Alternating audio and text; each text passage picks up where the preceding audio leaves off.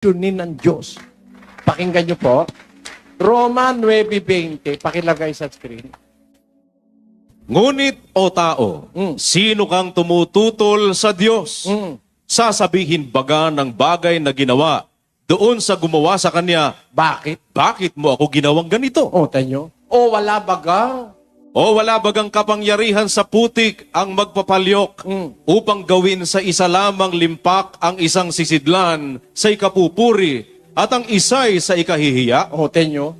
Yung magpapalayok, bahala siya kung anong korte nung kanyang palayok. Kung malaki, kung maliit, walang tutol yung palayok. Meron ka ba nakitang palayok na humawak ng placard? Ba't ang liit-liit ko, ang liit-liit ko? Wala namang ganun eh. Walang tutol yung silya sa gumawa sa kanya. Tayo rin, wala naman tayo pwedeng itutol sa Diyos eh. Kaya kung ang ilong mo'y medyo pango, huwag kang mahihiya kung ang ilong mo ay pango. Di ba gano'n? Tama naman eh. Gusto ng Diyos pango. Hindi naman yata katama yun, ba't ang ilong ko pangit? O yung ilong ko mukhang kamatis na nakatumpok. Yun namang isa ng ilong, parang Pico de Loro. Hindi naman ikatama yata yan. Dapat kung ang Diyos ay pag-ibig, dapat pare-pareho tayo lahat ng ilong. Ay sige, susundan ko kayo. Lahat tayo pare-pareho ng ilong, matangos. Pare-pareho ng mata. Pare-pareho ng kilay. Pare-pareho ng pilik mata. Pare-pareho ng buhok. Pare-pareho ng taas. Pare-pareho ng kulay. Ano labas natin? Magkakamuka. Pagka merong isang nagnakaw, tinutugis ng mga pulis, nahalo sa marami, magkakamuka eh. Ano kaya mangyayari sa mundo? Di ba kaya pagkagulo-gulo ng mundo ngayon? Pero mo nandun ka sa courtroom, andun yung akusado, kamukha na yung judge. Kamukha yung abogado. Wala tayong pakialam sa Diyos, basta bahala siya, no? Ang kailangan po natin sumunod sa Diyos. Yun. Pag sinabi niya, huwag tayong tututol. Alam niya ang mabuti sapagkat siya ang may gawa. Siya ang makapangyarihan sa lahat. Ganun po yan, kapatid. Sige, salamat, Salamat Brother po. Eli. Marami pa sana akong gustong pamangkot doon ko lang pamangkot to sa sa akin doktrina. Kasi pagbigyan muna natin yung iba kasi marami pa Opo. yung gustong Kung tumanong. gusto niyo po makinig po kayo ng doktrina namin, lahat po ng tanong masasagot doon. Ako rin po ang maririnig niyo doon. Makinig po kayo. Sige po, salamat Sige po. po. Salamat po. Ginoong Danilo Poster, isa pong Katoliko. Magandang gabi po, Brother Eli. Magandang gabi po. Yung aking katanungan ay kailangan po bang sakta natin ang ating katawan para mano natin yung kasalanan? Ay, mali po yun. Yung ginagawa sa Katoliko, nagpipinitensya, sinasaktan sarili. Labag po sa Diyos yun. Sa Biblia, labag yun. Pakinggan nyo sa Colosas 2, ganito ating mababasa sa versikulo 23. Ang mga bagay na iyay katotohanang mayroong anyo ng karunungan sa pagsambang kusa at sa pagpapakababa at sa pagpapahirap sa katawan, ngunit walang anumang kabuluhan laban sa ikalalayaw ng laman. Hindi naman mo yung katawan mo, sinugatan mo, mapapatawad ka sa kasalanan eh. Lalo pang madadagdagan ang kasalanan mo. Kasi yung pong kasalanan ng kahulugan sa Biblia niyan ganito. Sa unang Juan 3:4, ganito nakasulat.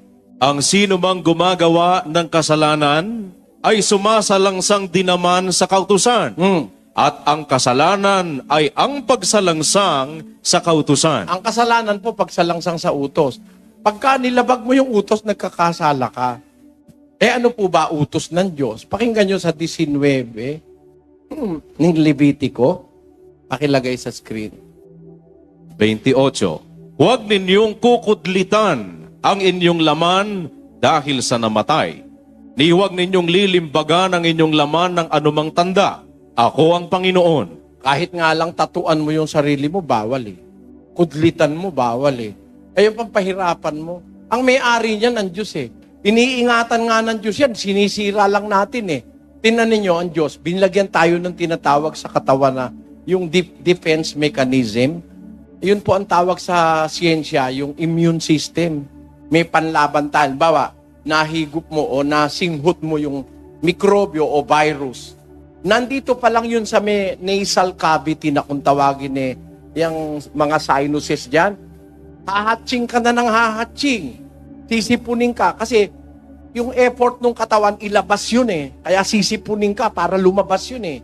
Kung meron diyang marumi, para lumabas yun. Kung merong mikrobyo, para lumabas. Ang katawan po natin, merong defense mechanism, yung ating immune system. Ngayon, ano ibig ko sabihin? May pandepensa ang katawan natin. Dahil gusto ng Diyos maingatan yung ating katawan. Binigyan tayo ng depensa. Meron tayong panlaban sa mga mikrobyo, mga sakit. May ginagawa ang katawan. Halimbawa, merong pumasok na virus. Ang virus po at saka bacteria, nabubuhay po yan sa normal temperature eh. Ngayon, pagka mataas po ang temperatura, pag mainit, namamatayan. Kaya tinyo pinakukuluan natin yung mga bagay na dapat pakuluan para mawala yung mikrobyo. Ang katawan, pagka may pumasok na mikrobyo, may infeksyon, patataasin ng katawan ng kanyang temperatura, kaya tayo nilalagnat eh. Yun pong lagnat, hindi po masama yun per se.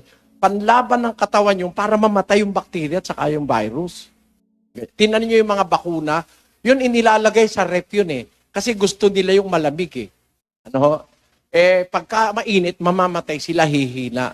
Kaya ang panlaban ng katawan, pag may infeksyon, may viral infection o bacterial infection, pinatataas ng hypothalamus yung ating temperatura kaya tayo nilalagnat. Para wag masyadong makarami yung bakterya, wag masyadong kumalat. Yun po ang defense mechanism ng katawan. Meron na tayo diyang natural na pansanggalang sa katawan. Dahil gusto ng Diyos, maingatan niyang katawan. Pakinggan niyo po sa unang Tesalonica 5:23. At pakabanalin kayong lubos ng Diyos din ng kapayapaan. Na, At ang inyong espiritu at kaluluwa at katawan ay ingatang buo na walang kapintasan sa pagparito ng ating Panginoong Heso Kristo. gusto ng Diyos, maingatan buo yung katawan, kaluluwa at espiritu. Tapos isasisirain mo. Tanyo, kalukuhan yung tinuro sa atin. Biro mo, kukuha ka ng panghampas, hahampas-hampas kang ganun. Sa Pampanga, sa amin, merong panghampas yung mga tansa na igaganon doon sa nagdudugo. Yun po, maling-mali na aral ng Katoliko. Para ka raw mapatawad, parusahan mo katawan mo. Hindi po. Ang pagpapatawad sa kasalanan nakukuha sa pagsisisi. Pananalangin, pagpapatawad. Bawa, may nagkasala sa'yo, magpatawad ka para ikaw naman patawarin din ng Diyos. Marami pong remedyo para tayo mapatawad sa kasalanan. Hindi po ang pagpapasugat o pagpapahirap sa katawan. Maling-mali po yun. Kaya alam nyo, kung ako Katoliko, siguro magbasa kayo ng Biblia. Magbasa lang po kayo, matutuwid ang ating paniniwala. Yun. Kaya kailangan po salita ng Diyos ang ating pag-aralan, Biblia. Tingnan ninyo, nagpapahirap mo yung katawan mo, mali naman pala ginagawa mo, kasalanan pa sa Diyos. Kasalanan po yun. Wala pong bata si Kristo yung katawan mo, pahirapan mo. Wala po. Maraming salamat po. Salamat po. Romeo Dioso, isa pong Protestant. Magandang gabi po, brother. Magandang gabi po. Meron po akong nais na itanong kasi tungkol po doon sa Garden of Eden na sinasabing holy place. Nagtataka lang po ako sa tagal ng pagiging Protestant ko kasi po doon sa Garden of Eden sinasabi ay banal na lugar kung bakit po nakapasok doon ang demonyo para tuksihin si Eva. Ito po ba'y pinalano rin ng Diyos sa kanila? Unang-una po, wala pong plano ang Diyos na masama sa tao. Yun po, we must be guided by that principle that God has not made anything bad for us. Pakinggan niyo po sa 1:31 ng Genesis. At nakita ng Diyos ang lahat ng kaniyang nilikha at narito, napakabuti. Ayan. Ang suma total ng lahat ng nilikha ng Diyos, napakabuti po lahat. Sa English, ang pagkakasabi diyan, And God saw everything that He had made, and behold, it was very good. ayan, wala pong masama. Very good. Lahat ng ginawa ng Diyos, puro mabubuti. Ngayon, yung kasamaan, yun po'y dahil sa pagpapalalo at pagmamataas ng isip ng isang anghel. Yun na nga po si Lucifer, si Satanas. Ngayon, ang tanong nyo, bakit siya nakapasok doon sa Garden of Eden. Garden of Eden? Actually, hindi naman po siya, hindi naman siya welcome doon Meron lang Kumbaga, unwanted visitor siya. Kaya lang, pinatuloy siya nung may-ari. Ang may-ari po kasi yung mag-asawa. Ang sabi ng Biblia, lalangin natin ng tao, tapos nilalangan tao ayon sa kanyang larawan. At binigyan siya ng kapangyarihan sa isda, sa dagat, sa ibon, sa impapawid, at sa lupa, upang kanyang supilin. Therefore, the total authority rests on man. Nasa tao ang kapangyarihan.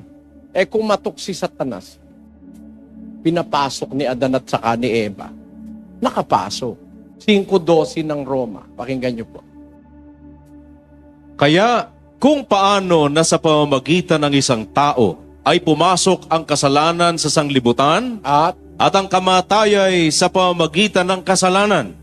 At sa ganito'y ang kamatayan ay naranasan ng lahat ng mga tao sapagkat ang lahat ay nangagkasala. Hindi naman po kasalanan ng Diyos eh. Binigay nga sa kanila, binigyan sila na inkargado sila. Binigyan nga lang sila ng bilin. Huwag kayong kakain. Doon sa pagbabawal na yun, doon pumasok ang daya ng demonyo eh. Pinapasok ni Adan at saka ni Eva eh. Kaya wala po tayong ron. Wala tayong magagawa ron. Napapasok nung may-ari eh. Kaya nagkadamay-damay na. Ay pa, maliwanag yun. Isa pa ho, Sige po. 30 years na akong converted sa sa Protestant. Turo sa amin si Jesus Christ ang daan patungo sa kalangitan. Pero nung mabasa ko po yung ang dating daan, nagtaka ako, matagal, meron kasi yung kaibigan, best friend na kasama ko sa gawain. Pagkagaling ko po sa Saudi, nagulat ako dating daan. Gusto kong maunawaan sino po ba yung dating daan? Hindi po ba ito si Hesus Kristo ang sinasabi sa John chapter 14 verse 6? Alam niyo po, si Kristo ay daan na nasa loob ng daan. Ang alam kasi ng protestante, isa lang ang daan eh. Ito nyo, sabi ni Pablo sa 22:4 ng Gawa, ganito. At aking pinag-usig ang daang ito hanggang sa pagpatay, na tinatalian at ipinapasok sa mga bilangguan ang mga lalaki at gayon din ang mga babae. Meron siyang inusig na daan na binubuo ng mga lalaki at babae, pinapasok niya pa sa bilangguan, pinag-uusig niya, pinapapatay pa nga niya eh. Alin po yung pinag-uusig niya na yun na daan? Pakinggan niyo po sa 1:13 ng Galacia. Sapagkat inyong nabalitaan ang aking pamumuhay ng nakaraang panahon sa relihiyon ng mga Hudyo, kung paano ng aking inuusig na malabis at nilipol ang iglesia ng Diyos. Si Pablo po kasi dating Hudyong relihiyon ng Hudyo. Nung mangaral si Kristo, natatag ang iglesia ng Diyos, inusig niya po ang iglesia.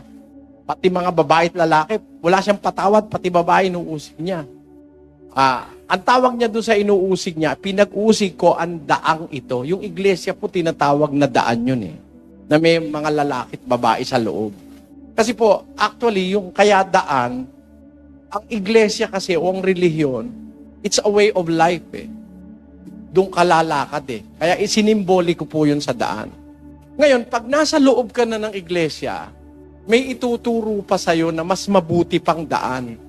Ganito po yon sa 12 ng unang Korinto, 12:31. Datapwat maningas ninyong nasain ang lalong dakilang mga kaloob, at itinuturo ko sa inyo ang isang daang kagaling-galingan. Ayan. Sa loob ng iglesia, sabi ni Pablo sa mga church of God at Corinth, sa Corinto, sabi niya, itinuturo ko sa inyo ang isang daang kagaling-galingan.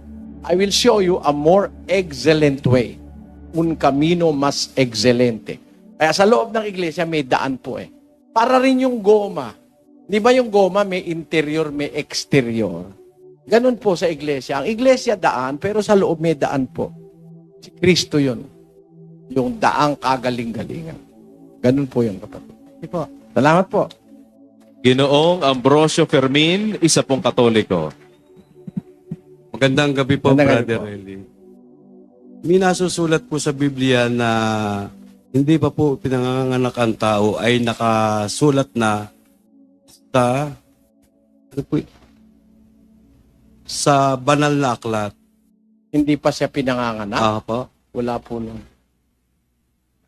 Yung aklat po ng buhay, Hindi po. Ang tao lang na nasa mundo ang nakasulat doon. Actually, para ka nga masulat doon, kailangan sumunod ka muna sa Diyos eh. Hindi naman basta pagkapanganak mo, susulat ka na, hindi po. Yung pong aklat ng buhay, aklat po yun ang magiging dapat sa Diyos. Yun hong mga masasama, ayaw kumilala sa Diyos, di man nakasulat doon eh. Pakinggan nyo ho, sa Apokalipsis, ganito po ang ating mababasa. At nakita ko ang mga patay, malalaki at maliliit, na nangakatayo sa harapan ng luklukan, at nangabuksan ang mga aklat, at nabuksan ang ibang aklat, na siyang aklat ng buhay. At ang mga patay ay hinatulan ayon sa mga bagay na nasusulat sa mga aklat, ayon sa kanilang mga gawa. Ayan, meron po tinatawag na aklat ng buhay sa Biblia, kapatid, ano? Ngayon, hindi po lahat ng tao nakasulat ang pangalan doon sa aklat ng buhay. Yan sa 15. At kung ang sino man ay hindi nasumpungang nakasulat sa aklat ng buhay, ay ibinulid sa dagat-dagatang apoy. Yan. Kung ang sino man ng wika hindi nasumpungan nakasulat sa aklat ng buhay, ibinulid sa dagat-dagatang apoy, hindi lahat nakasulat doon. Sulatan lang po yun nung magiging dapat sa Diyos. At para masulat po ang pangalan natin doon, kailangan maglingkod tayo sa Diyos. Doon sa Filipos 4, pakilagay sa screen, versikulo 3. Oo, ipinamamanhik ko rin naman sa iyo, tapat na kasama sa pagtulong, na iyong tulungan ang mga babaeng ito, sapagkat sila'y nangagpagal na kasama ko sa Ebanghelyo. Nakasama rin At naman. kasama rin naman ni Clemente at ng ibang aking mga kamanggagawa, na ang kanilang pangalan ay nangasa aklat ng buhay. Ayun. Yung mga nagpapagal, gumagawa ng kalooban ng Diyos, ang kanila ang wikang pangalan nasa aklat ng buhay. Hindi po lahat ng tao nandun. pwede po pong isa. Sige po. Pwede po ba itanong kung talagang dapat na mag-antanda sa pagpasok ko sa simbahan o ano? Yung pong aral ng Katoliko na yun, balintuna po yun eh, mag-aantanda ka. Kung titignan natin sa katisismo, ang kahulugan ng pag-aantanda, basahin natin yung katisismo. Maikling Katisismo, pahina 3. Ito po'y merong nihil obstat ni Padre J.C. Abriol at imprimatur ni Padre Hernando Antiporda. Ang tanda ng Santa Cruz. Ang tanda ng Santa Cruz, ang ipag-adya mo sa amin, Panginoon naming Diyos, sa mga kaaway namin. Ano raw po kahulugan ng antandaan Santa Cruz? Pang-adya sa kaaway. Kaya nga pag kami umaalulong na aso, o kaya parang lumalaki raw ang ulo, parang may masamang espiritu, nag-aantanda. Pag kumikidlat ng matatalim, nag-aantanda yung matatanda. Pag halimbawa lalakad, meron na sa lubong na pusang itim, naku, abot na antanda yung ginagawa. O pang-adya kasi sa kaaway. Bang makakapagtaka, ba't nang pag natapat sa simbahan na nag-aantanda? Halimbawa, may prosesyon, dadaan yung santo, nag-aantanda. Kaaway ba yun? O, tanyo, walang pirming kahulugan niyang antanda. Unang-una kasi, hindi po batas ng Diyos yan. Wala sa Biblia yan. Wala pong Kristiyanong nag-antanda. Marami po, sir. Salamat po. Sister Dorisa Bagoling, Iglesia ni Cristo.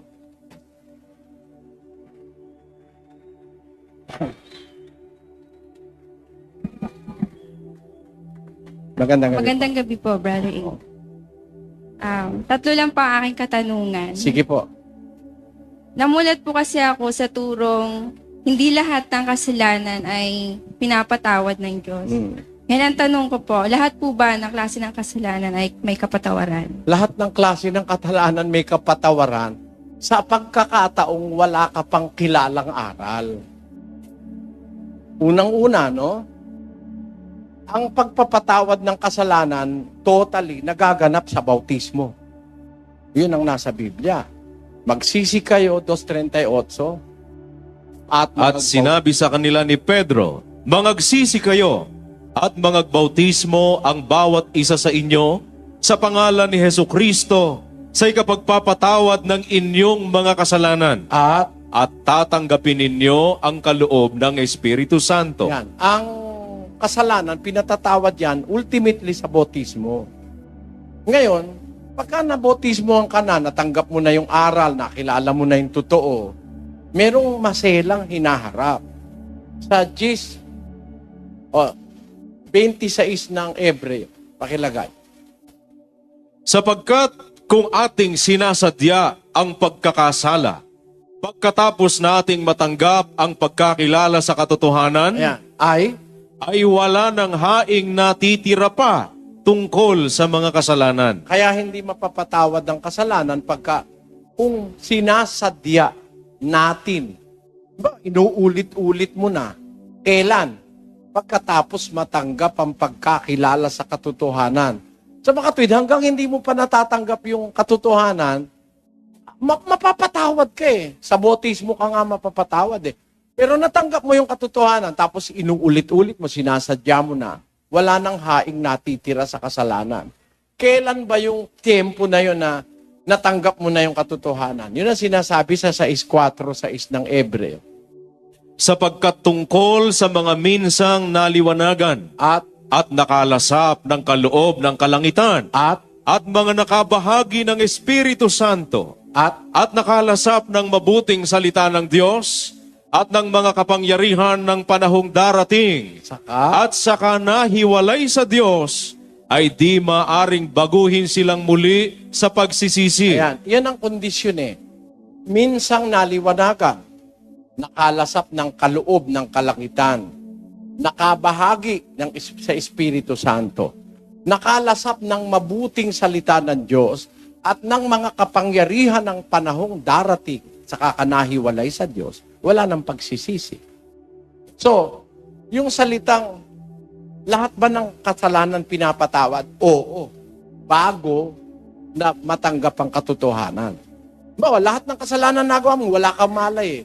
Para kang yung magnanakaw halimbawang kasama ni Kristo. Lahat ng katulisan, pag nanakaw kung ano-anong krimen ang ginawa. Pero pinatawad ni Kristo yun dahil hindi pa naman nakakakilala yun eh. Pero pag nakakilala ka na, pagka sinasadya mo kasalanan, kahit sugal lang yan, hindi ka na maging dapat sa Diyos. Pag inuulit-ulit mo na lasing ka na ng lasing, hindi ka maliligtas no. Kailangan kasi kahit maliit lang na kasalanan, huwag mong ulit-ulitin. Lasing. Sabi ng Diyos, 3 Gs ng tito. Ito po ang sinasabi, ang taong may maling pananampalataya, Pagkatapos ng una at ikalawang pagsaway, ay itakwil mo. So on the 3rd, titiwalag mo na yon. Pagkatapos ng una at ikalawang pagsaway. Kahit kasi maliit lang yung kasalanan, pag inuulit-ulit mo, ibig sabihin binabaliwala mo ang Diyos eh. Santiago 2:11. Sapagkat ang nagsabi, huwag kang mangalunya, ay nagsabi naman, huwag kang pumatay. Ngayon, kung ikaw ay hindi nangangalunya, ngunit pumapatay ka, ay nagiging suwail ka sa kautusan. May utos nung huwag mangangalunya, yun din na nagsabi huwag kang papatay. Hindi ka nga pumapatay, nangangalunya ka naman, suwail ka rin. Di ba ganon? Halimbawa, yung nagsabing huwag kang maglalasing, yun din na nagsabing huwag kang papatay. Akala nung iba, ang mabigat yung huwag kang papatay. Hindi ka pumapatay, lasenggo ka naman. Araw-araw ka lasing, Lunes hanggang Sabado lasing ka. Pag Linggo, nasa simbahan ka. Oh. Ibig ba sabihin nun, maliligtas ka? Pag inuulit-ulit mo, kahit maliit lang, basahin natin ng Santiago 1:14. Kundi ang bawat tao ay natutukso pagka nahihila ng sariling masamang pita at nahihikayat. Kung magkagayoy ang kahalayan, kung maipaglihi, ay nanganganak ng kasalanan. At ang kasalanan, pagka malaki na, ay namumunga ng kamatayan. Kahit maliit lang yan, lalaki ng lalaki. Mamumunga ng kamatayan. Dagat-dagatang apo yun. Kaya sa aming pagsasama-sama, talagang pagbawal ng lasing, bawal talaga. Kaya, ganun yun, kapatid. Pangalawang tanong Sige po. po. Kinahiligan po namin na kumain ng balot kasi nakakatulong po ito sa katawan lalo na pagpuyat. Bakit po ipinagbabawal nyo ang pagkain ng balot? Hindi naman namin pinagbabawal yung pagkain ng balot per se.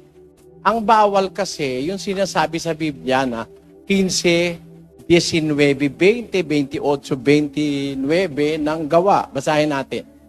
Dahil dito'y ang hatol ko, ay huwag nating gambalain yaong sa mga hintil ay nangagbabalik loob sa Diyos. Kundi sumulat tayo sa kanila na sila'y magsilayo sa mga ikahahawa sa Diyos-Diyosan at sa pakikiapid at sa binigti at sa dugo. 28. Sapagkat pinagaling ng Espiritu Santo at namin na huwag kayong atangan ng lalong mabigat na pasanin maliban sa mga bagay na ito na kinakailangan, na kayo magsiilag sa mga bagay na inihain sa mga Diyos-Diyosan at sa dugo at sa mga binigti at sa pakikiapid. Kung kayo mangilag sa mga bagay na ito, ay ikabubuti ninyo, paalam na sa inyo. Yan ang batas.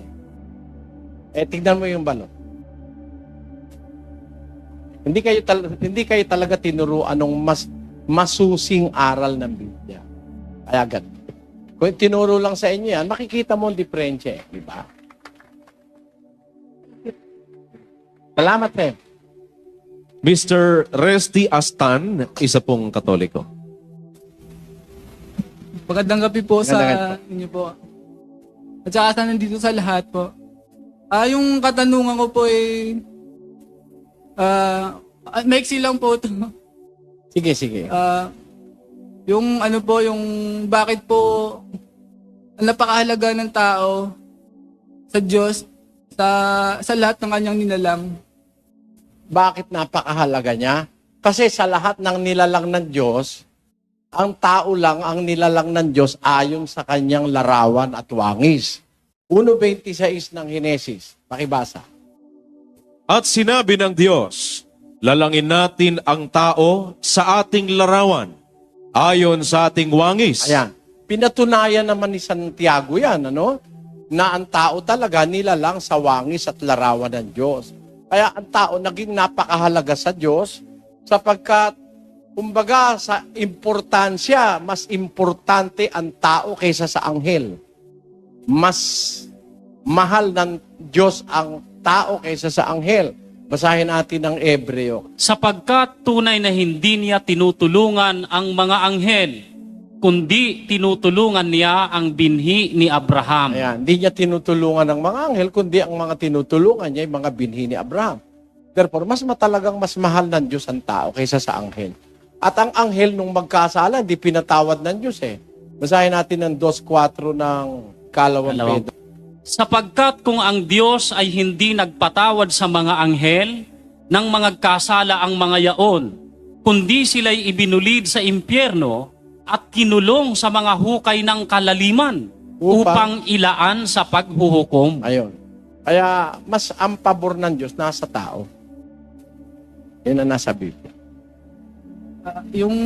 Salamat po. Yun na lang po yung katanungan ko po. Sige, salamat sa iyo. Ginoong Rolando Hipolito, isa pong Katoliko. Magandang gabi ho sa inyo, Magandang gabi Brother po. Eli.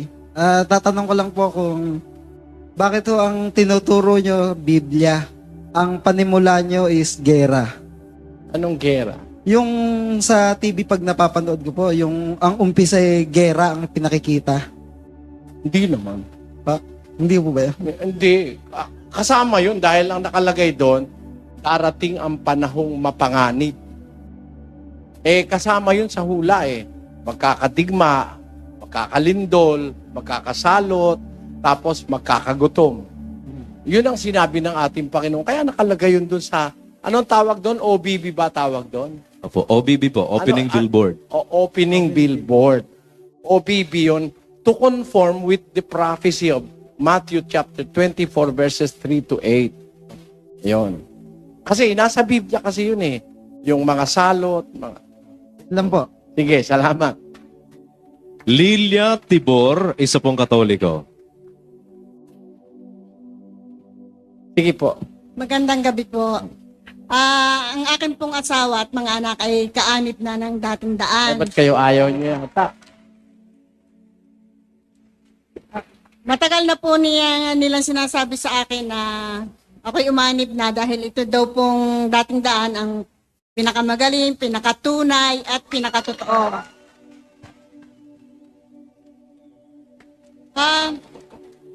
Kaya naman po, ako'y laging sumasama na sa mga Bible study at saka sa prayer meeting doon sa aming barangay.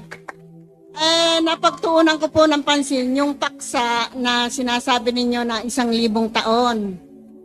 Pwede po bang pakipaliwanag kung kailan nagsimula o magsisimula pa lang yung 1,000 taon at ano po ang mga palatandaan na magsisimula na yon? Ang 1,000 taon po, dadating yon pagdating ni Kristo, bubuhayin po yung mga patay. Yung mga patay na matutuwid. Doon po mag-uumpisa ang 1,000 taon. 24 ng Apokalipsis. At nakakita ako ng mga luklukan at may mga nagsisiluklok sa mga ito. Sila'y pinagkalooban ng paghatol. At nakita ko ang mga kaluluwa ng mga pinugutan ng ulo dahil sa patotoo ni Jesus at dahil sa salita ng Diyos at ang mga hindi sumamba sa hayop o sa kanyang larawan man at hindi tumanggap ng tanda sa kanilang noo at sa kanilang kamay. At sila'y nangabuhay at nagsipagharing kasama ni Kristo sa loob ng 1,000 taon. Yun pong matutuwid, mabubuhay yun. Pagkabuhay nila, maghahari silang kasama ni Kristo sa loob ng 1,000 taon. So, mag-uumpisa po yung 1,000 taon pag nabuhay na yung matutuwid na yon. Ang pagdating po ni Kristo, dun sila bubuhayin. Pakinggan nyo sa 4:16 ng unang Tesalonica. Ito po ang sinasabi, sapagkat ang Panginoon din ang bababang mula sa langit, na may isang sigaw, may tinig ng arkanghel at may pakakak ng Diyos.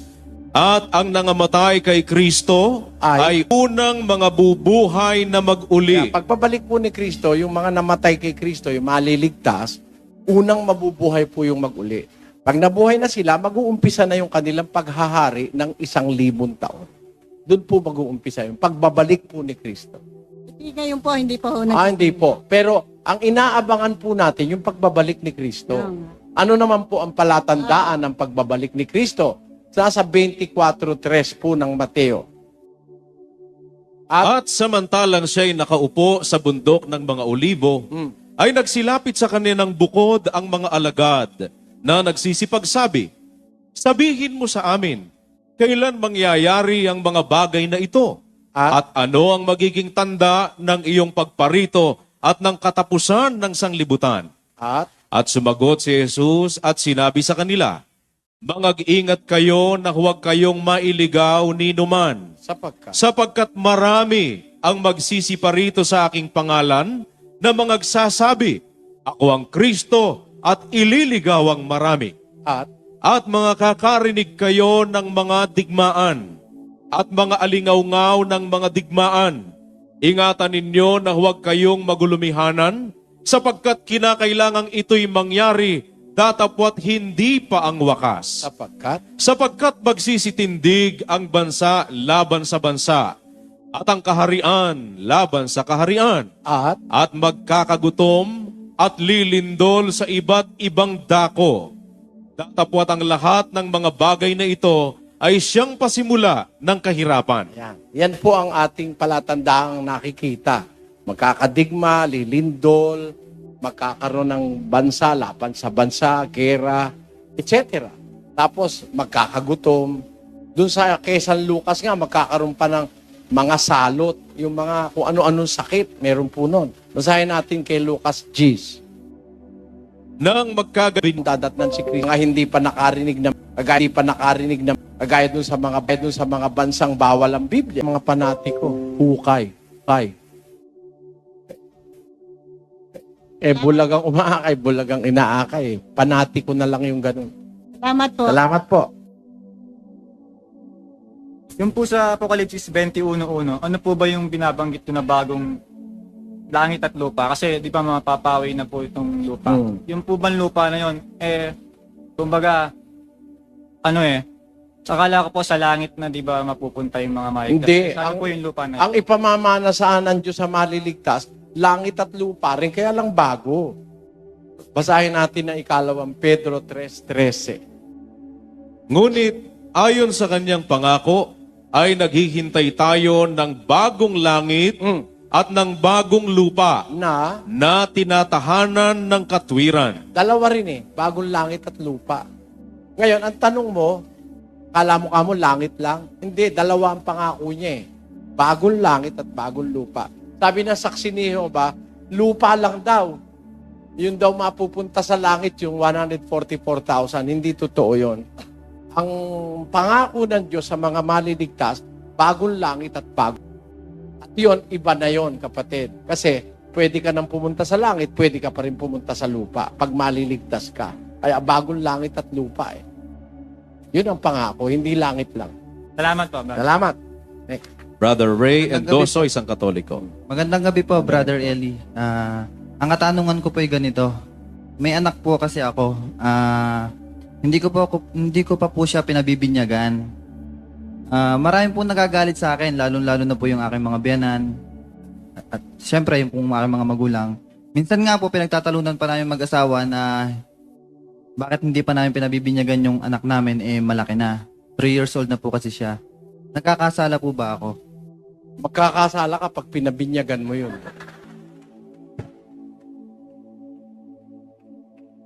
Unang-una, babalikan ko yung salita ng Diyos. Ano ba ang kasalanan? 3:4 ng unang Juan. Ang sino mang gumagawa ng kasalanan ay sumasalangsang din naman sa kautusan. At ang kasalanan ay ang pagsalangsang sa kautusan. Ayan. Ang kasalanan, pagsalangsang sa utos. Ngayon, sino ba ang inuutusang magbinyag at pabinyag? Sabi dun sa 2:38 ng gawa, ganito. At sinabi sa kanila ni Pedro, mangagsisi kayo at mangagbautismo ang bawat isa sa inyo sa pangalan ni Hesukristo sa ikapagpapatawad ng inyong mga kasalanan. Ayan. Magsisi kayo, magbautismo o magbinyag. Nagsisisi sa kasalanan. Ibig sabihin, meron na siyang kaisipan, meron na siyang pananampalataya, nagsisisi siya. Yung bata ba? Pwede ba yung binyagan at magsisi? Pakinggan mo sa 5:13 ng Hebreo. Sapagkat bawat tumatanggap ng gatas ay walang karanasan sa salita ng katwiran, sapagkat siya'y isang sanggol. Ayun, ang bata, walang karanasan sa katwiran. Ba't mo bibinyagan? Hindi nga makakasampalataya yun Ang isa sa requisite ng binyag, yung sumasampalataya. Pakinggan mo, sa Gawa 8. At sa pagpapatuloy sa daan, ay nagsidating sila sa dakong may tubig. At sinabi ng bating, narito ang tubig. Ano ang nakahahadlang upang ako'y mabautismuhan? At sinabi ni Felipe, kung nananampalataya ka ng buong puso, ay mangyayari. Ayan. Andito na ang tubig, sabi nung bating. Ano nakakahadlang para ako'y mabautismuhan? Ang sagot ni Felipe, isa lang. Kung sumasampalataya ka ng buong puso, mangyayari. Yung bata makakasampalataya, wala ngang malay sa katwiran yun Ba't mo bibinyagan yun? Ang katunayan, kahit isang bata, walang binotismohan si Kristo at mga apostol. Brother Eli, ano na po nangyayari dun sa mga batang bininyagan sa Katoliko? Wala naman epekto yun Ang totoo, hindi naman nabibinyagan yung mga bata Sabi nung pare, Yo te bautizo en el nombre del Padre, y del Verbo, y del Espíritu Santo. Sabi nung sakristan, Amen. Yung bata, sabi naman, ganun yung bata, no? Yung amen, salitang Hebreo yun. Ang kahulugan nun, tinatanggap ko. Sino nabinyaga? Yung sakristan. Kaya kung 10 beses nagbautismo pare, 10 beses sahod naman ang sahod yung sakristan doon. Kaya walang binyag yung bata. Hindi totoo. Maraming pong salamat, brother. Salamat. Sister Sylvia Gonzalez, isa pong Katoliko. Magandang gabi po. Magandang gabi po. Ang katanungan ko po ay sa akin na rin sarili palaging tinatanong ko. Kasi patay na ho ang asawa ko. Kasi sabi nga ng iba, pag nanalangin ka daw sa patay, dinidinig ka. Tinatanong ko, nasaan na kaya ang mga patay ngayon? Alam nyo, ang patay, hindi pinananalanginan. Ang patay ho ay patay na. Wala nang mala yun. 9:5 ng Ecclesiastes. Sapag nalalaman ng mga buhay na sila'y mga mamatay, ngunit hindi nalalaman ng patay ang anumang bagay, ni mayroon pa man silang kagantihan, sapagkat ang alaala sa kanila ay nakalimutan. Baging ang kanilang pag-ibig, gaya ng kanilang pagtatanim at ng kanilang pananaghili, ay nawala ngayon. Nawala man silang anumang bahagi pa na magpakailanman sa anumang bagay na nagawa sa ilalim ng araw. Ayan, sabi ng Biblia, wala nga silang bahagi na sa ilalim ng araw. Tapos, mananalangin ka sa patay. Kasalanan pa sa Diyos yun eh. Deuteronomio 18:10. Bata. Huwag makakasumpong sa iyo ng sino mang nagpaparaan sa apoy ng kanyang anak na lalaki o babae, o nanghuhula, o nagmamasid ng mga pamahiin, o engkantador, o manggagaway, o engkantador ng mga ahas, o nakikipagsanggunian sa mga masamang espiritu, o mahiko, o sumasangguni sa mga patay. Bakit? Sapagkat sino mang gumagawa ng mga bagay na ito ay karumaldumal sa Panginoon. Karumaldumal sa Diyos yung sumasangguni sa patay. Ay, yung patay, panahimikin na natin. Huwag na natin pakakausapin pa yun. Yung iba, pupuntahan sa nicho. Papa, kamusta ka na?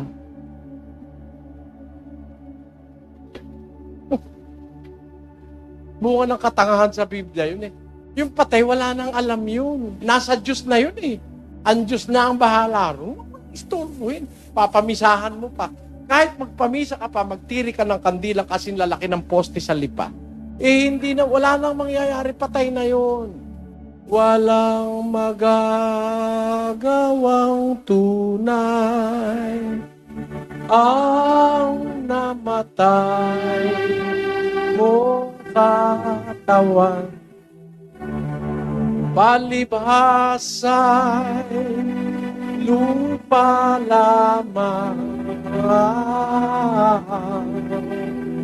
sa abang-aba mo naman pa ang sinimpan. Kaya ano aral? Samantalang may hininga at ika'y na bubuhay pa ay maglaan ka maaga. Sukat mong ikaginhawa ng kagay kami na. Tapos, gayon namin itong araw kang ikaw nabuhay mama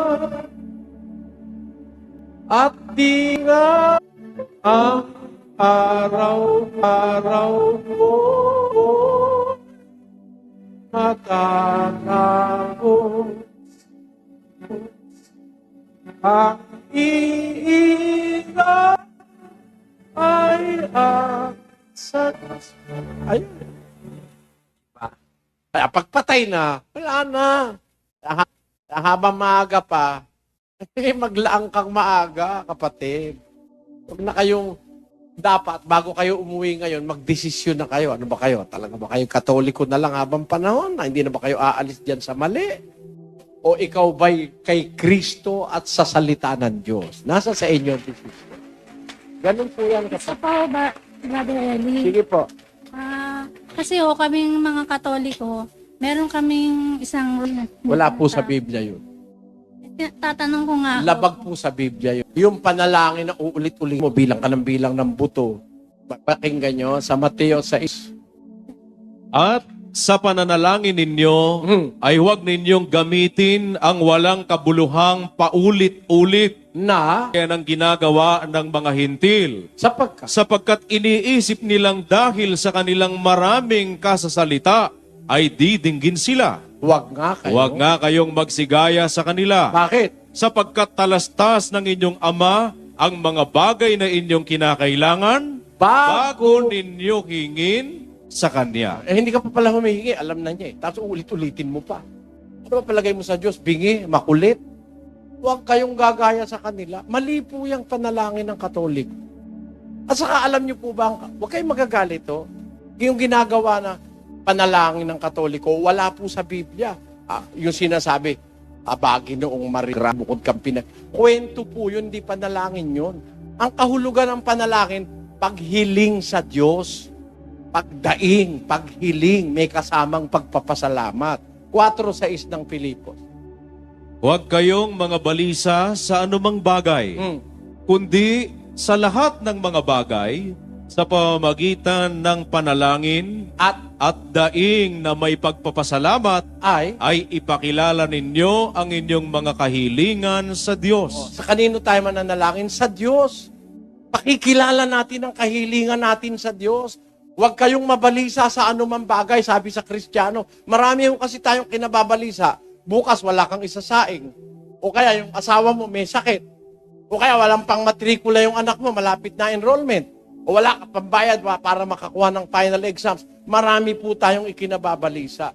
Sabi ng Diyos, huwag kang mabalisa. Sa pamamagitan ng panalangin at daing na may pagpapasalamat, ipakilala mo ang kahilingan mo sa Diyos.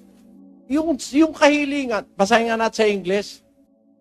Be careful for nothing, but in everything, by prayer and supplication, with thanksgiving, let your requests be made known unto God. Let your request be made known unto God. Yung request mo, Panginoon, hirap po kami sa buhay. Gagraduate na lang po ang anak ko. Wala po akong pambayad sa final exams. Sana po tulungan mo ako, Ama. Sana po makagraduate ang anak ko. Yun ang panalangin. Salamat po sa iyo. Marami pong salamat sa pakikinig mo sa panalangin ko. Sa pangalan ni Jesus, hinihiling ko po ito. Amen. O di diretso. Hindi naman kailangan mahaba eh. Manligaw ka. Sabihin mo sa nililigawan mo, alam mo, ako'y naglakbay sa Roma, sa Italia, kung saan ako nakarating. Maraming magagandang tanawin doon. Doon ko nakita yung Eiffel Tower of Paris. Nakarating ako sa Taj Mahal Tomb sa India. Kung ano pinagsasabi mo. Teka, ano ba talaga gusto mo? Papunta na tayo ron. Matuwa kaya yung nililigawan mo kung ano-ano pinagsasabi mo. Diretsuhin mo na. Alam mo, may gusto ko sa'yo. Kung may gusto ka rin, sabihin mo sa akin. Kung ayaw mo, alis na ako. Di ba? Sabi nga ng Tagalog, ang pagsasabi ng tapat ay pagsasama ng maluwat. Kung ano-ano, parang yung mangungutang. Mare, magandang umaga. Ay, ang ganda mo ngayon, Mare. Mukhang mataba ka ngayon, ha? Oo, sige, Mare, tuloy ka. Napasyal. Ano napasyal ka, Mare? Bago pala yan, set mo, no? Ganda. Magkano kuha mo dyan? Marami mga pasakali. Nakakalahating araw na. Mare, teka, kanina pa tayo nagkukwento. Ano ba talaga gusto mo? Ba't ka pumunta rito? Mare, mangungutang sana ka ako eh. Ba't hindi mo sinabi agad may lakad ako? Inistorbo mo ako. Ang Diyos pa, hindi ka pa nga nag-uumpisa, alam niya na eh. Tapos papaligoy-ligoyin mo pa. Sabi, abagi ng Maria, punong-puno ka ng grasya. Ba't nakalimutan ba ni Maria yun? Hindi ba alam ng Diyos yun na siya punong-puno ng grasya? Ang Panginoon Diyos, parang naiinggit ka ba at punong-puno siya ng grasya? Bukod kang pinagpala sa babaeng lahat, babae ka. Di ibig sabihin, walang natirang pagpapala sa'yo. Siya lang ang bukod na pinagpala sa babaeng lahat Mali Mali. Santa Maria, ito na naman ang bira. Ina ng Diyos. Abay, pag Pagkadakil-dakila pala naman ito, ina ng Diyos. Biro mo, ang Diyos ay nagkaina. Wala namang ina ang Diyos sa Biblia. Sukat ba naman tawagin si Santa Maria ang ina ng Diyos? O pagkatapos, ina pala ng Diyos, anong ginawa? Santa Maria, ina ng Diyos, ipanalangin mo kami, may ina ng Diyos ay inutusan. Ano ang utos? Panalangin mo kaming makasalanan. Kailan? Ngayon. Hanggang sa kamatayan, amen. Pero mo wala nang katigil-tigil mananalangin si Maria sa'yo, para sa'yo. Ina ng Diyos, inistorbo mo ng habang buhay. Ano naman yun? Ang utos sa Biblia, mga kababayan, ang utos po sa Biblia, bawat isa sa atin mananalangin. Hindi mo ipapasa kay Maria. Ba't mo ipapasa kay Maria? Ikaw mismo, sabi ng Diyos, huwag kayong mabalisa sa anumang bagay. Kundi sa lahat ng bagay, sa pamamagitan ng panalangin at daing na may pagpapasalamat, ipakilala ninyo ang inyong mga kahilingan sa Diyos. Dumirekto ka sa Diyos. Hindi kailangan ng palakasan sa Diyos. Diretso sa Kanya. Hindi sasabihin mo, San Pedro, mahal na santo, panalangin mo ko, San Pedro. San Agustin, pamagitan. Sino yung Agustin na yun? Sino yung... Hindi naman palakasan sa Diyos eh. Sabi ng Katoliko, yun daw mga banal yun, malalakas daw sa Diyos yan. Hindi po diwa ng Diyos yan sa Biblia. Ang Diyos fair, ang Diyos justisya. Kahit ikaw ang pinakawalang kwentang tao, kailangan mong magkamit ng justisya, makakamit mo, hindi palakasan. Ano itinuro sa atin? Itinuro, yun daw mga santo, nasa langit, malalakas daw sa Diyos yun, kaya kailangan dumaan ka pa doon. Ako, mga kababayan, may Biblia po. Hindi po ako nagsisinungaling nasa Biblia. Kaya nga namimigay ako ng Biblia. Ito po, sakripisyo namin. Kahit hindi kayo umanib sa amin, kung ayaw nyo umanib sa amin, bahala kayo. Hindi naman po ako mananagot sa Diyos. Pagkatapos kong sabihin, kayo na ang mananagot. Kung ayaw nyo umanib, bahala kayo. Kung gusto nyo pa rin yan sa mali, bahala kayo. Maglangoy ka sa impyerno kung gusto mo. Wala akong pakialam sa'yo. Pero, yun po yung atas ng pagmamahal sa kapwa na mabuksan ang isip nyo. Ayan ang Biblia, basahin nyo. Huwag kang mananalangin ng walang kabuluhang paulit-ulit. Gaya ng ginagawa ng mga hintil, sapagkat iniisip nilang sa kanilang maraming kasasalita ay diringgin sila. Huwag nga kayong magsigaya sa kanila. Bakit? Sapagkat talastas ng inyong Ama na nasa langit ang mga bagay na kinakailangan ninyo bago nyo pahingin sa Kanya. Uulit-ulitin mo pa ba? Pero mo, 7 Aba Ginoong Maria, 7 Gloria Patri, 5 ganire, 5 ganun.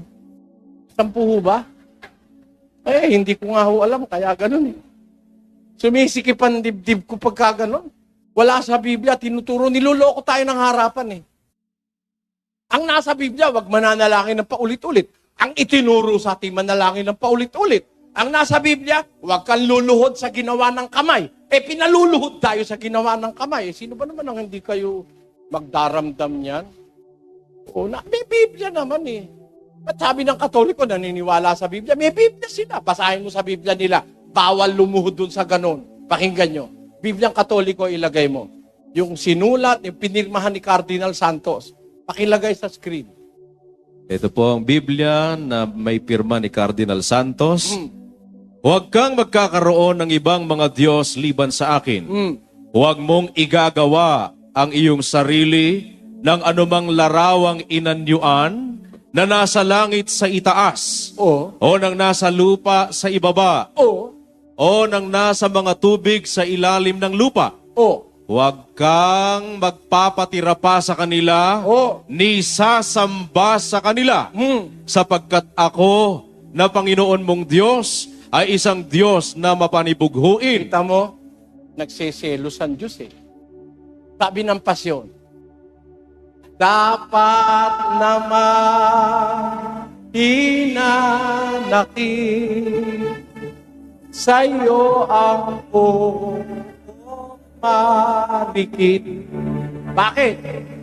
Ginto't pila, yamang munti, sa iyo'y diin pinagkait kay Baal mo, pinagsulit. Alam mo? Binigyan ka ng ginto, pila, yamang muntik ng Diyos. Sino nagbigay? Ang Diyos. Kanino mo naman ini-offer yung pila, ginto at yamang muntik? Baal mo pinagsulit. Pero mo sa Diyos-Diyusan, yun ang nilagyan mo ng ginto.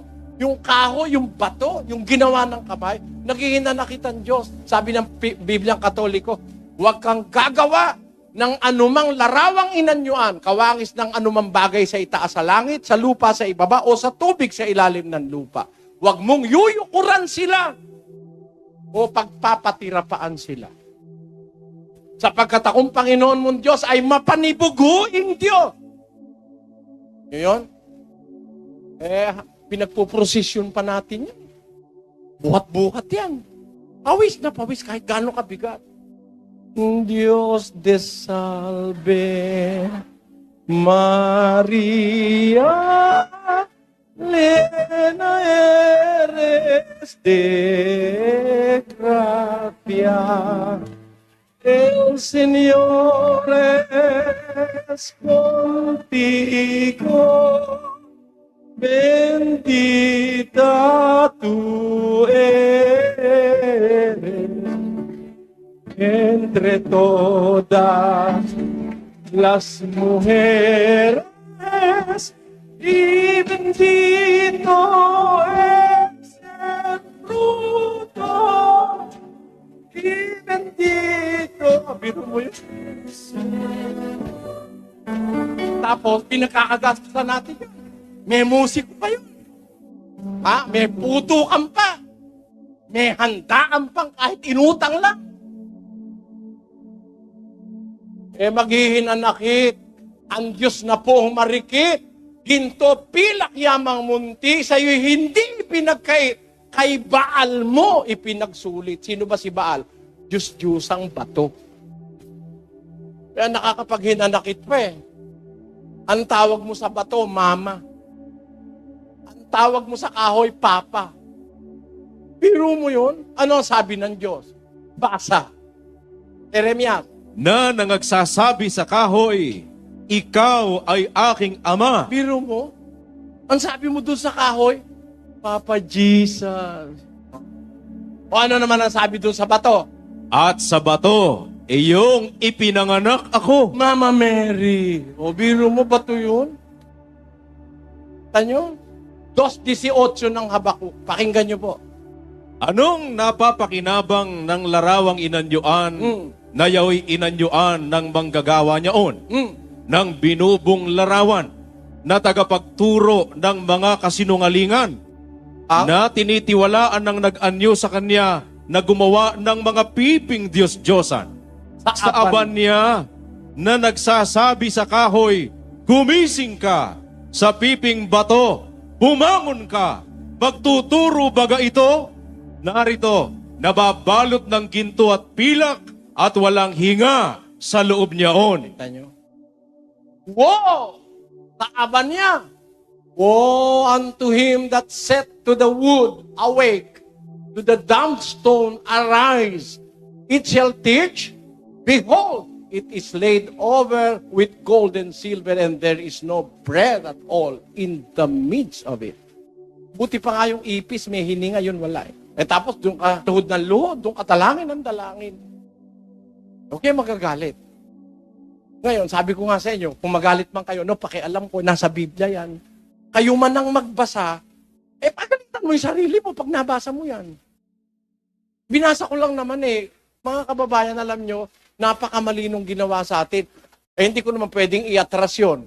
Alam nyo, nakakatakot sa Diyos. Pag hindi ko sinabi yan, 26:2 ng Jeremias. Pakinggan nyo po sa talata. Ganito ang sabi ng Panginoon. Tumayo ka sa looban ng bahay ng Panginoon at salitain mo sa lahat ng bayan ng Huda na nagsisipa roon upang magsisamba sa bahay ng Panginoon. Ang lahat na salita na iniutos ko sa iyo upang salitain sa kanila, huwag kang magbawas ng kahit isang salita. Pwede bang bawasan? Kahit isa lang Kaya babasahin ko siyempre. Nakaintindihan po tayo mga kababayan? Kung galit pa rin kayo, bahala kayo. Nasa sa inyo po yan. Hindi ko naman kayo pwedeng pilitin, hindi naman kayo pwedeng pwersahin. Kaya lang naman ako sumasagot, nagtatanong kayo. Kaya po, tama na yung kapatid, marami na po eh. Thank you. Salamat po. Alejandro Bacarilay, isa pong nagsusuri. Sige kapatid. Yung po bang namatay nung nakaraang ang panahon, na hindi po nabigyan ng paraan para makapaglingkod sa Diyos, maliligtas po rin ba sila? Ang Diyos ang ano ron. Kasi yung hindi nakapaglingkod dahil sa kawalan ng aral, wala pang Biblia nung araw na buo.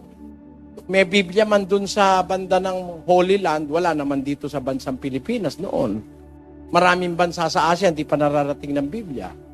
Kaya ang paghatol ng Diyos doon, conforme doon sa kanilang budhi at sa kanilang puso. Yung binasa natin kanina sa 2:15 ng Roma, nakasulat doon ganito. Na nangatatanyag ng gawa ng kautosang nasusulat sa kanilang puso, na pinatototohanan ito pati ng kanilang budhi. Ayan, yung puso't budhi ng tao, merong kautusan ng Diyos dyan eh. Parang ganito, para maintindihan mo, no? Yung aso, wala namang alam na utos yun, no? Pero pag yung aso, pinapakain mo, lalapit sa'yo yun eh. Pagka dadating ka, gaganong-ganon yung buntot niya, tawag doon, gaano siya, didila-dilaan ka. Marunong tumanaw ng utang na loob yung aso. Yung inahing manok, kahit hindi nakakaalam ng aral yon, alam niya yung kanyang mga anak, ipagtatanggol niya yon. Kaya wag mong papakialaman, papagtanggol niya yon. Kung ang hayop may alam na mabuti, lalo na ang tao. Kahit hindi ka pa nakakarinig ng aral ng Diyos, merong buti na inilagay ang Diyos sa puso. Doon sa buti na yon, kung di ka nakarinig ng Biblia, di ka nakarinig ng aral, doon ka hahatulan ng Diyos. May pag-asa yun kung mabuti sila.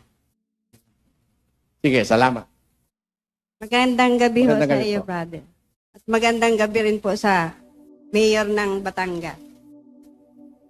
At ako po'y bago lang dito na nakarating sa inyong samahan. May tatanong lang po ako sa inyo kung anong ibig sabihin ng bautismo at anong ang pagkakaiba ng Katoliko sa dating daan. Ang bautismo po sa Biblia, yun ang tinatawag sa Katoliko na binyag. Ang bautismo po sa Biblia, yan po ay pagpapatawad, paghuhugas ng kasalanan, sinyal o umpisa ng pagbabagong buhay. Pag nabautismohan ka, sumampalataya ka sa aral ng Diyos, doon ka po mag-uumpisang magbagong buhay. Pakinggan nyo, sa Gawa 22:16, ganito nakasulat. At ngayon, bakit ka tumitigil? Magtindig ka at ikaw ay magbautismo at hugasan mo ang iyong mga kasalanan. Ang bautismo po, paghuhugas ng kasalanan. Yan din ang umpisa ng pagbabagong buhay. Diyan pinapatawad ang kasalanan ng tao. Pakinggan niyo po sa 2:38 uli ng Gawa. At sinabi sa kanila ni Pedro, mangagsisi kayo at mangagbautismo ang bawat isa sa inyo sa pangalan ni Hesukristo sa ikapagpapatawad ng inyong mga kasalanan. Ayan. Diyan po pinatatawad ng Diyos ang kasalanan. Bawa, nakagawa kang kasalanan sa 25 taong kang puro kasalanan ginawa mo. Pagdating nung tiyempo na babautismohan ka, pinapatawad po ron. Pagkapatawad na sa bautismo, lalakad ka na sa panibagong buhay. Sa 6:4 po naman ng Roma, pakinggan niyo. Tayo nga'y nangalibing nakalakip niya sa pamamagitan ng bautismo sa kamatayan, na kung paanong si Kristo ay nabuhay na mag-uli sa mga patay, sa pamamagitan ng kaluwalhatian ng Ama, ay gayon din naman tayo'y makalalakad sa panibagong buhay. Ayun. Yung nabautismuhan, nalibing na yung ating dating pagkatao, yung lasenggo, yung babaero, yung bisyoso, yung masamang pagkatao, ililibing na yung sa bautismo. Ililibing sa tubig. Aahong ka sa tubig, bago ka ng tao, maglalakad na sa pagbabagong buhay. Sa 6.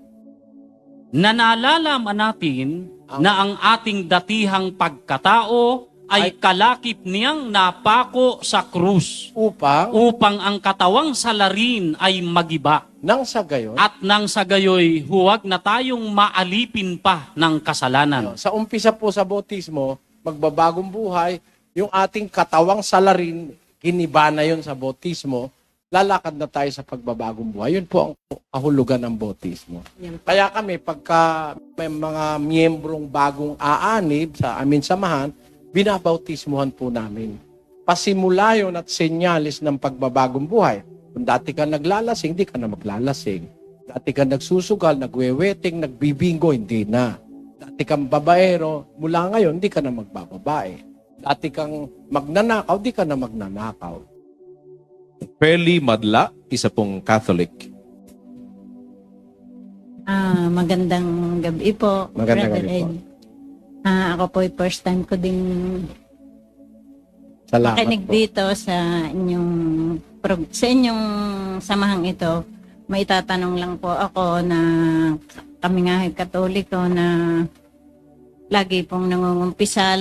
Nung ako'y sa simbahan pa nga, nung ako'y nag-ano sa simbahan, at ng pananampalataya, nakatulad nitong dating daan. Sa amin po, ang umpisal hindi sa pare. Ang pangungumpisal sa Diyos.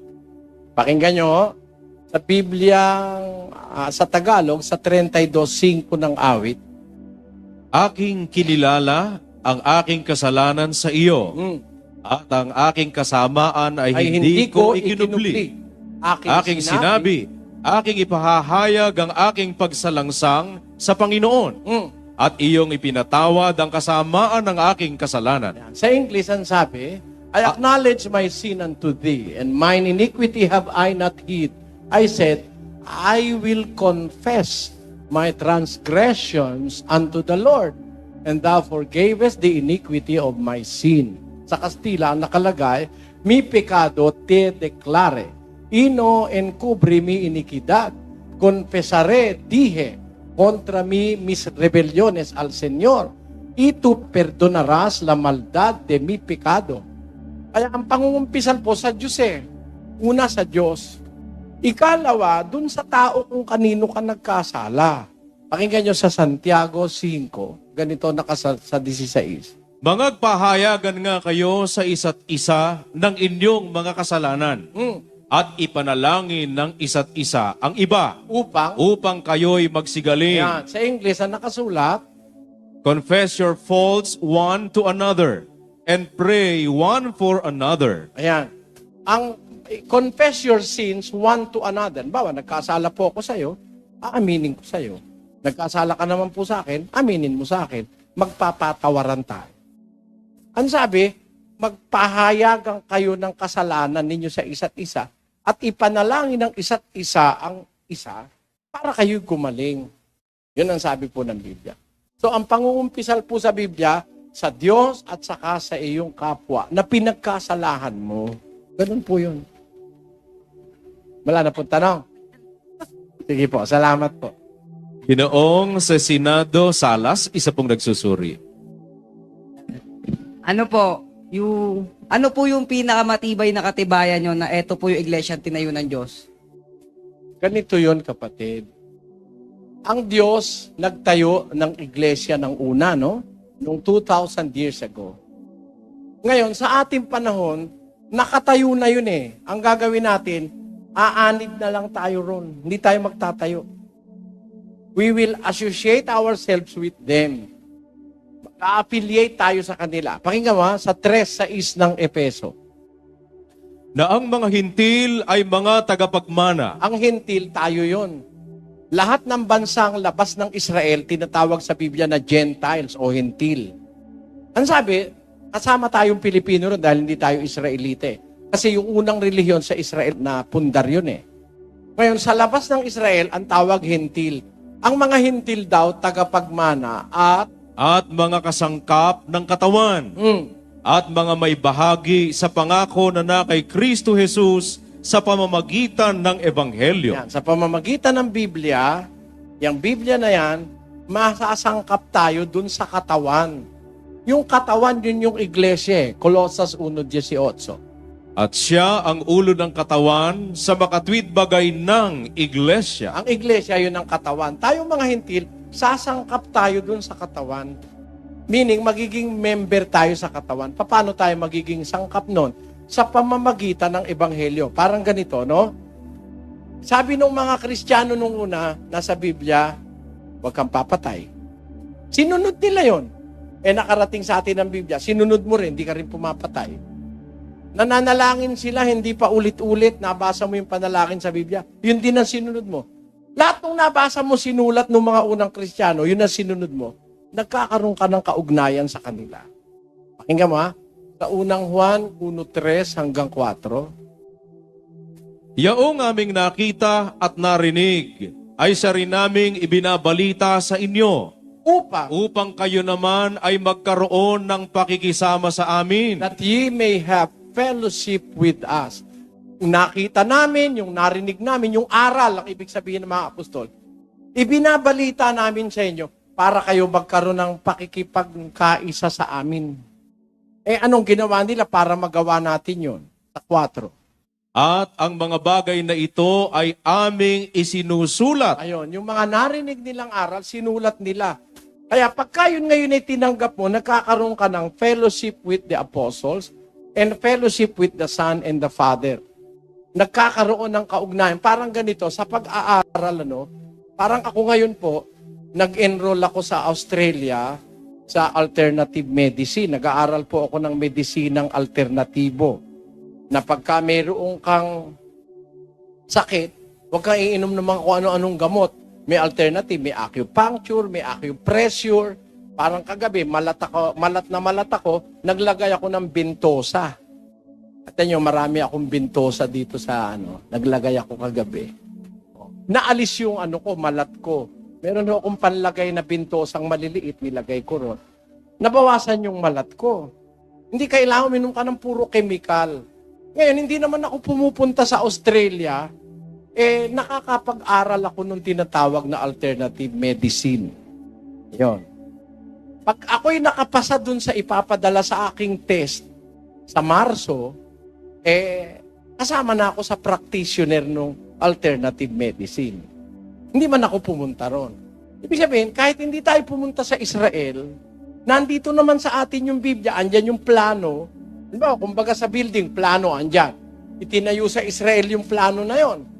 Ang haligi, 8x8. Ang biga, 2:16. Doon itayo, doon, kumpleto, nasa plano nakarating dito sa ating plano, tinayo rin dito. Pareho rin yun. Diba? Ganon din po. Kung ano yung aral na sinunod ng mga unang Kristiyano, nakarating dito sa Biblia, pag sinunod natin, nagkakaroon tayo ng fellowship o kaugnayan sa kanila. Ganon yun, kapatid. Kaya hindi kami nagtayo. Ang aming sinampalatayanan yun nasa Biblia. At paano ako nakakatiyak na yun ay totoo? Kasi yung buong aral na sinunod nila, sinusunod naman namin ngayon dito sa Pilipinas. Yun po. Saka po, Sige po.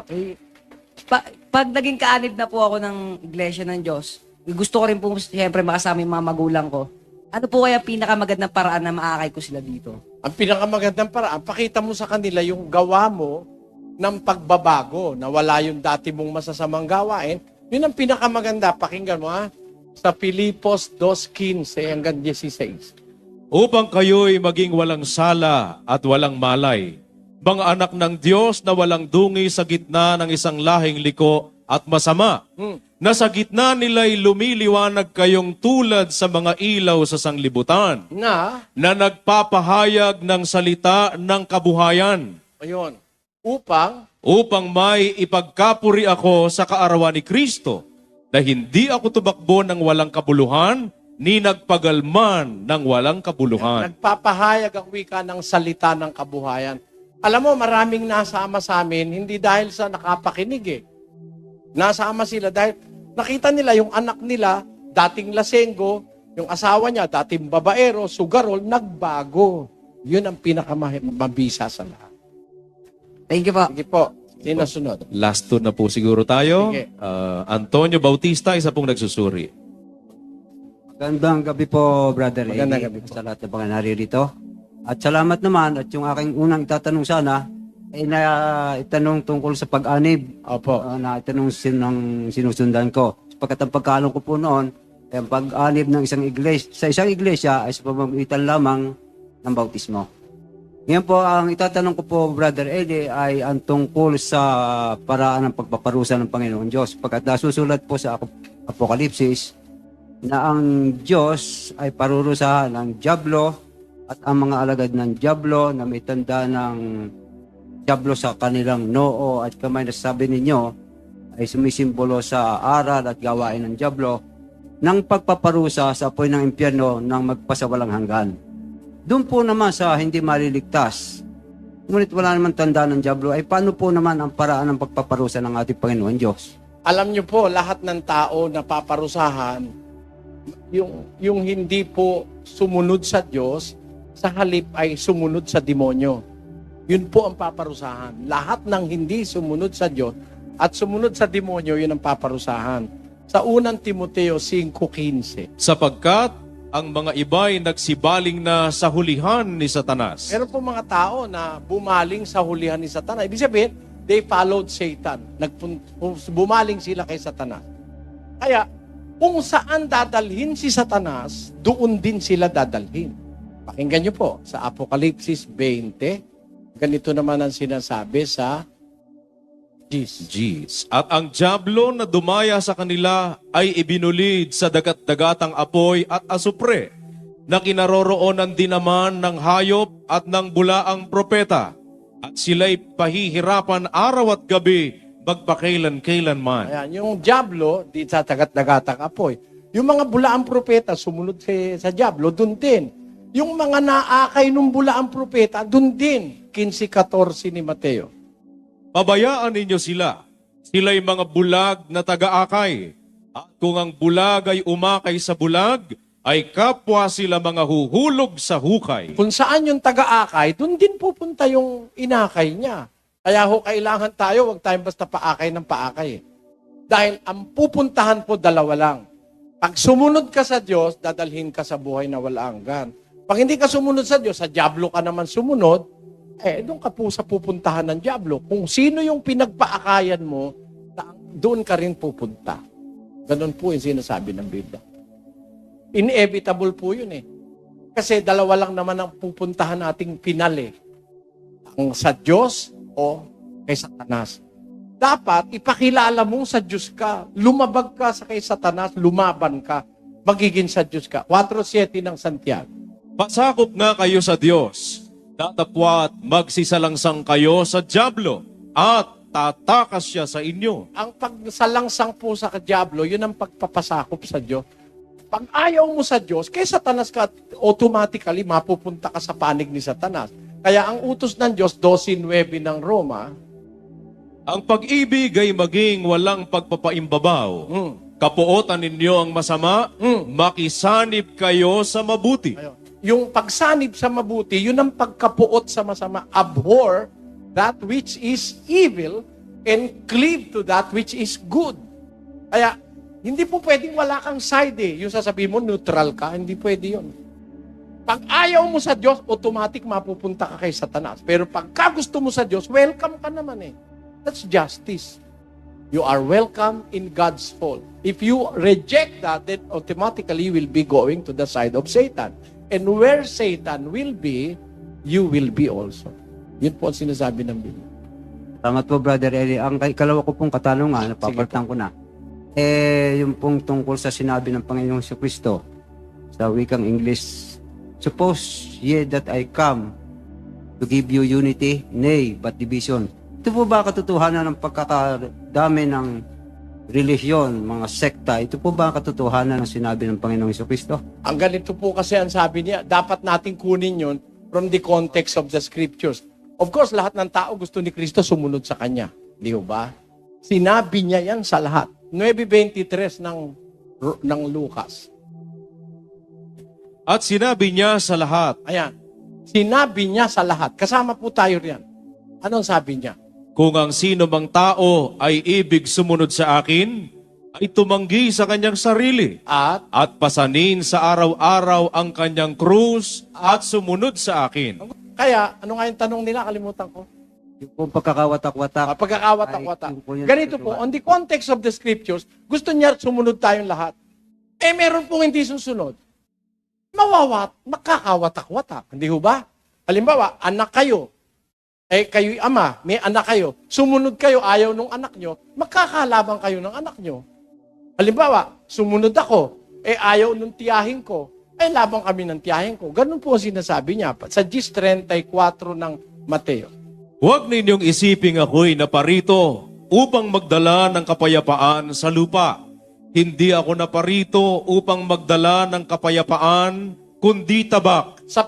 Sapagkat ako'y naparito upang papagalitin ang lalaki laban sa kanyang ama, at ang anak na babae laban sa kanyang ina, at ang manugang na babae laban sa kanyang biyanang babae, at ang magiging kaaway ng tao ay ang kanya ring sariling kasangbahay. Yan niyo po. Kasambahay mo minsan Kaya nga si Kristo mismo, kapatid niya, kalaban niya Akala po ng Katoliko, si Kristo, uniko iho. Hindi po. Sa Biblia po si Kristo, panganay. Meron siyang mga sumunod na kapatid. Yung mga kapatid niya, anak ni Maria, kalaban niya Basahin po natin. 7 ng Juan. Ganito nakasulat. At pagkatapos ng mga bagay na ito, ay naglakad si Jesus sa Galilea.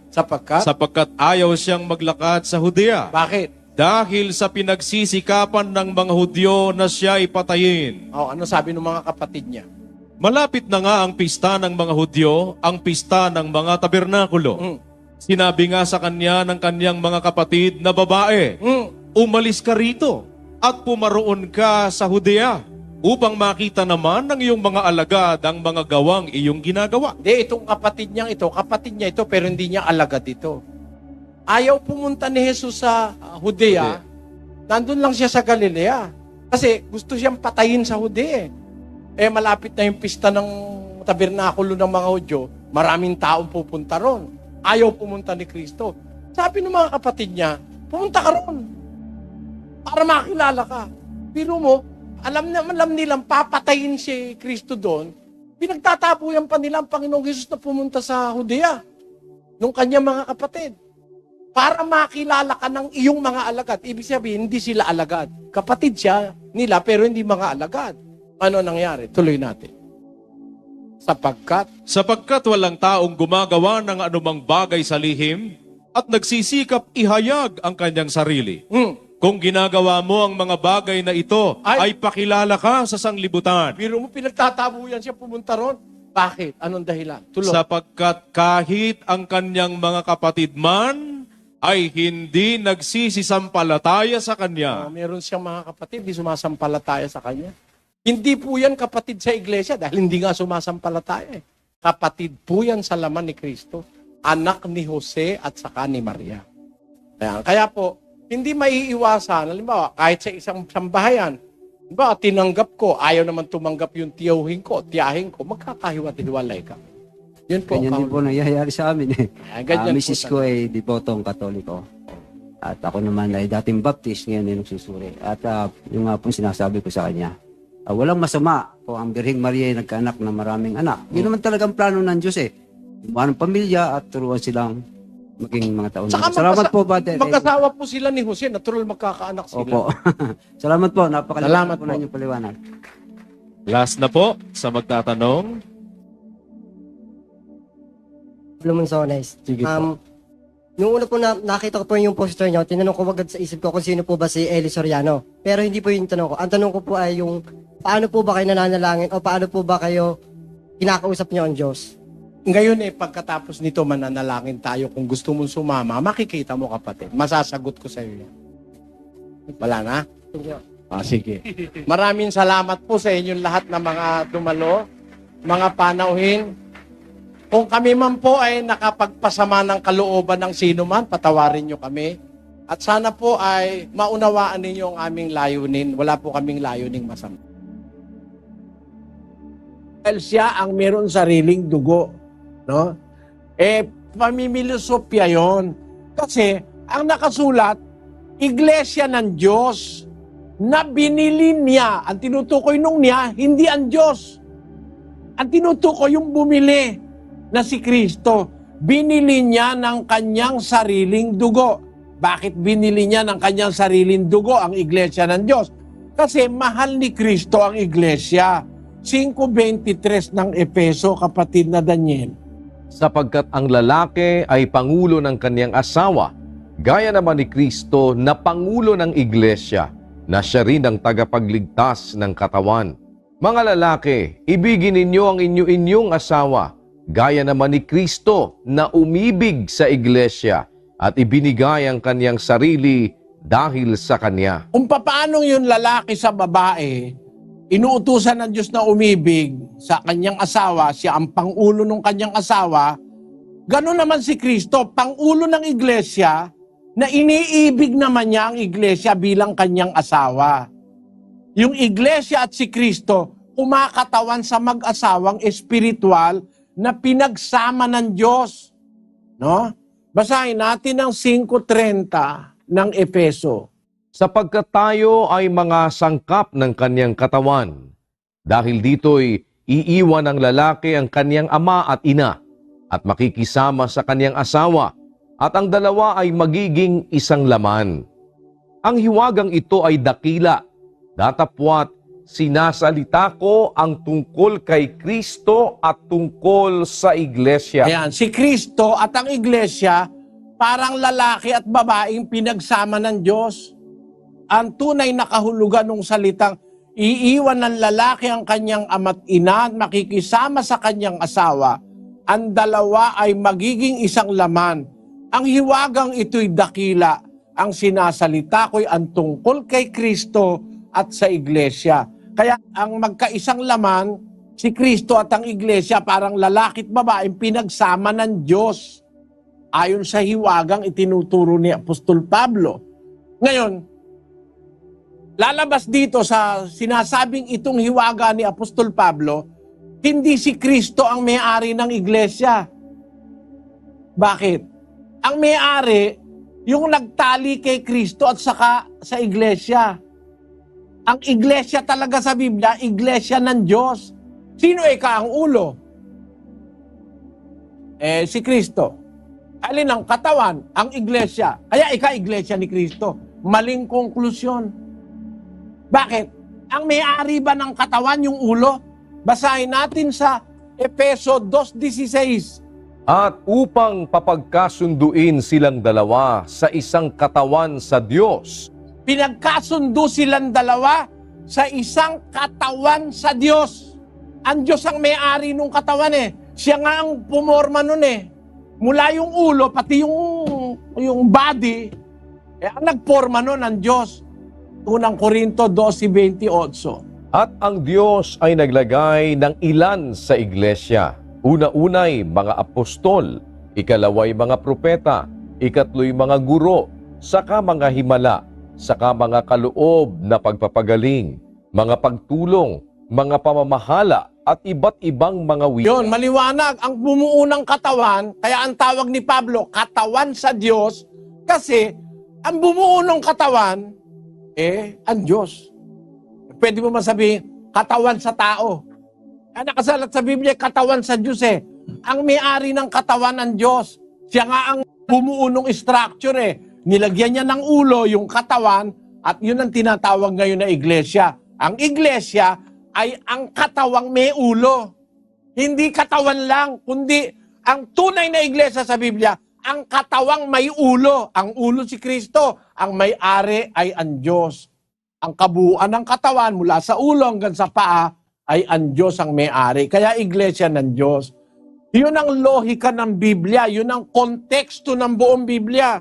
Kapatid, na ang may-ari ng lahat ng bagay ay ang Diyos. Basahin natin ang Hebreo 3:4. Sapagkat ang bawat bahay ay may nagtayo, datapwat ang nagtayo ng lahat ng mga bagay ay ang Diyos. Ang nagtayo ng lahat ng bagay, lalo na ang iglesia, ay ang Diyos. Nung sabihin ni Kristo, itatayo ko ang aking iglesia, kaninong salita yung itatayo ko aking iglesia? Basahin natin ang 12:49 ng Juan. sapagkat ako'y hindi nagsasalita na mula sa aking sarili, kundi ang Ama na sa akin ay nagsugo ay siyang nagbigay sa akin ng utos kung ano ang dapat kong sabihin at kung ano ang dapat kong salitain. Ang ginagawa at sinasabi ni Kristo may kinalaman sa utos, ang Ama ang nagbigay nun. Salita ng Ama yon. Mula pa sa panahon ni Moises, yun na ang hula kay Kristo. Deuteronomio 18:18. Aking palilitawin sa kanila ang isang propeta sa gitna ng kanilang mga kapatid na gaya mo, at aking ilalagay ang aking mga salita sa bibig niya, at kanyang sasalitain sa kanila ang lahat ng aking iuutos sa kanya. Kita mo, lalagay ko, salita ko sa propeta na yon. Ang tinutukoy dyan si Kristo eh. Palilitawin ko isang propetang gaya mo, Moises, sa gitna ng iyong mga kapatid. Ilalagay ko aking salita sa bibig niya. Sino ang kinatuparan niyan? Gawa 3:22 at 20. Tunay na sinabi ni Moises, ang Panginoong Diyos ay magtitindig sa inyo ng isang propetang gaya ko mula sa gitna ng inyong mga kapatid. Siya ang inyong pakinggan sa lahat ng mga bagay na sa inyo'y sasalitain niya. At upang kaniyang suguin ang Kristo na itinalaga sa inyo na si Jesus. Ang propetang yon na tinutukoy ni Moises ay si Kristo Jesus. Lalagyan ng Diyos ng kanyang mga salita sa bibig niya. Kaya kung mapapansin mo, kapatid na proseso, no? Nung sabihin ni Kristo, sa ibabaw ng batong ito, itatayo ko ang aking iglesia, yung salita na yon, salita ng Ama yon. First person, sinasabi ko sa iyo. Yung first person na nagsasalita, sinasabi ko sa iyo. Pedro, second person si Pedro, na ikaw ay Pedro, sa ibabaw ng batong ito, third person na yon, itatayo ko ang aking iglesia. Salita ng Ama yon. Bakit? Sa ibabaw ng batong ito. Kasi kung si Kristo nagsasalita nun, dapat sabi niya, sabi ko sa iyo, ikaw ay Pedro, at sa ibabaw ng batong ako, itatayo ko aking iglesia. Sana ganun, ano? Hindi eh. Ang nagsasalita bilang first person, ang Ama. Sinasabi ko sa iyo na ikaw ay Pedro, sa ibabaw ng batong ito, third person, second person si Pedro, itatayo ko ang aking iglesia. Ang tawag ng mga apostol, iglesia ng Diyos eh. Yung sinasabi sa Roma 16:16, hindi naman opisyal na pangalan yun eh. Hindi opisyal na pangalan yun. Plural nga yun eh. Wala naman sa English na Church of Christ eh. Nakalagay, Churches of Christ, mga iglesia ni Kristo. 16:16, basahin natin ng Roma, kapatid na Daniel. Mangagbatian kayo ng banal na halik. Binabati kayo ng lahat ng mga iglesia ni Kristo. Ayon, lahat ng mga iglesia ni Kristo. Hindi naman pangalan na opisyal yun dahil plural eh. Lahat ng mga iglesia ni Kristo. Asan ba yung mga iglesia ni Kristo na bumabati sa Roma? Basahin natin sa Galacia 1:22. At hindi pa ako nakikilala sa mukha ng mga iglesia ng Judea na pawang kay Kristo. Ang mga iglesia sa Judea, yun ang pawang kay Kristo. Iglesia sa Judea. Alin ba yung iglesia na nasa Judea? Ano? Na pawang kay Kristo. At ano ang pangalan nun? Basahin natin ang 8:1 ng Gawa. At si Saulo ay sumang-ayon sa kanyang pagkamatay, at ng araw na yaoy nangyari ang isang malaking pag-uusig laban sa iglesia na nasa Jerusalem. At silang lahat ay nagsipangalat sa lahat ng mga dako ng Judea at Samaria, maliban na sa mga apostol. Ang pag-uusig na nangyari sa Jerusalem, nangalat ngayon yung mga alagad, napunta sa Judea, napunta sa Samaria. Ayun, maliban na lang sa mga apostol. Ano ba yung iglesyang nangalat? Napunta sa iba-ibang lugar. Ang iglesia ng Diyos, hindi iglesia ni Kristo. Bakit? Iglesia ng Diyos sa Corinto. Iglesia ng Diyos sa Thessalonica. Iglesia ng Diyos sa Judea. Pero yan, pawang kay Kristo. Ibig sabihin, nasa ilalim ng administrasyon ni Kristo. Kasi si Kristo ang ulo ng iglesia. Pero para sabihin mo, ang may-ari ng iglesia, si Kristo mismo, hindi.